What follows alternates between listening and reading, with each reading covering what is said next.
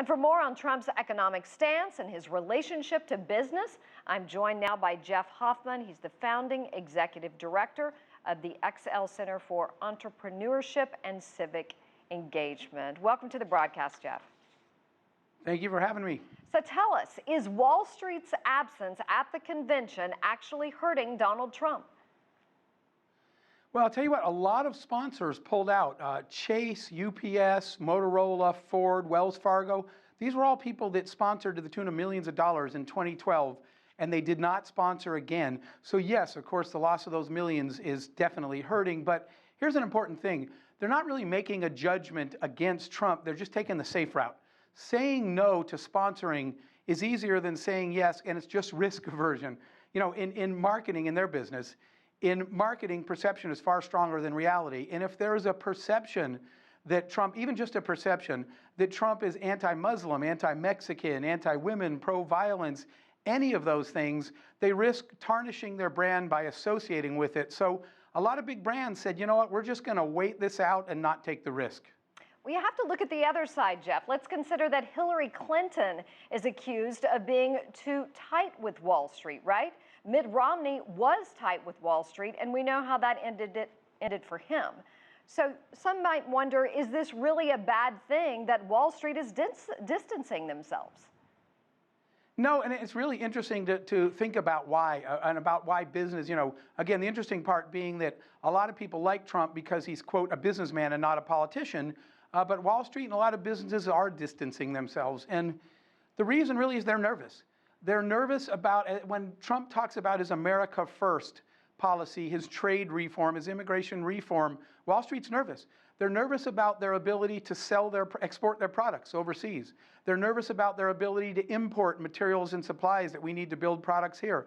They're nervous about access to labor and talent. They're nervous about things like outsourcing work and building factories overseas. In fact, Trump famously said at one point that if he were president, he would force Apple to make all their iPhones in the U.S.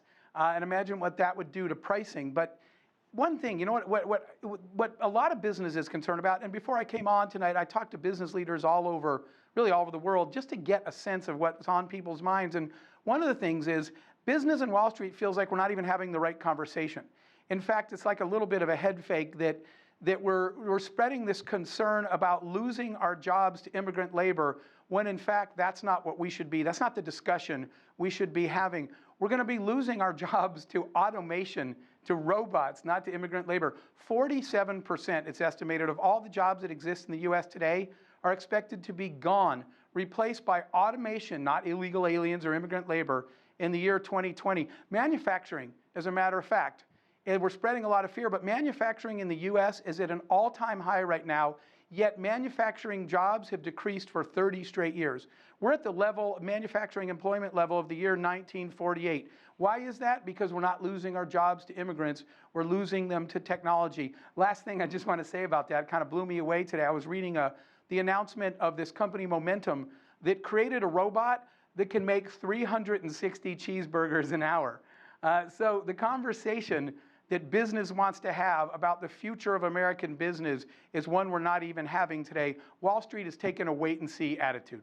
I see. Okay, let's move on, Jeff, to his stance on H-1B visas and immigration in Silicon Valley. How are people reacting to this?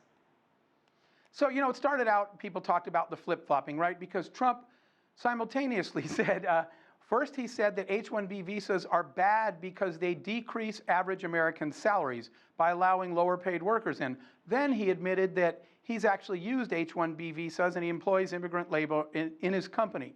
Lately, he's been more supportive of it. But let's talk about why it's such a big and emotional issue, why Silicon Valley wrote the open letter saying that they were opposed to Trump. And it's because of this. Innovation is what we're talking about, making America great again. What made America great in the first place was innovation. And the key ingredients of innovation are, inclusivity and diversity. That's what makes America great, is the exchange of a melting pot of ideas with people from different perspectives. Certainly Silicon Valley was built on that, but all of America was. So people are concerned about the fact that if we start to close our borders, cut off ideas, cut off diversity and inclusivity, we threaten the very thing that made us great, innovation. So for a lot of people, it's an emotional issue, things like H-1B visas, because what's at stake is nothing short of the American dream. We built this country on the fact that it's the land of opportunity and it's a level playing field where anybody can achieve the American dream, and people want to make sure that we continue to have that in this country. Ironically, he is very popular in China. In fact, some say more popular than Mrs. Clinton because of her outspoken comments on human rights.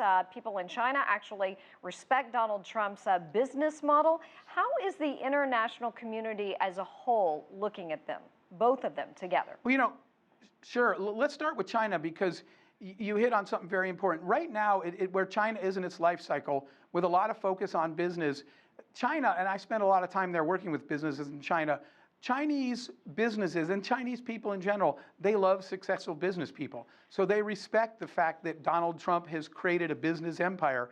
That's a popular thing in China right now. And when they hear, even when you hear the rhetoric of Trump talking about forcing China, and this goes internationally, forcing international commerce to respect IP laws, export subsidies, things like that, putting higher tariffs on incoming goods from other countries. I think that, and again, I do business all over the world, so I talk to a lot of business leaders before coming on the air with you tonight, and a lot of them feel like that's rhetoric to get elected, and that Trump is such a sharp businessman that he'll do what's right for business in the end, and that those things won't happen. And in China's case, for example, let's take the TPP, the Trans-Pacific Partnership. Trump has talked about rejecting it. China wins if that happens.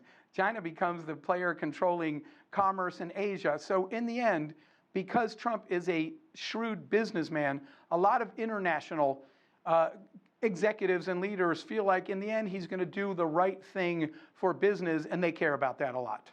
Well, Jeff Hoffman, so great to have you on. Thank you so much for your insight, joining us live from Cleveland.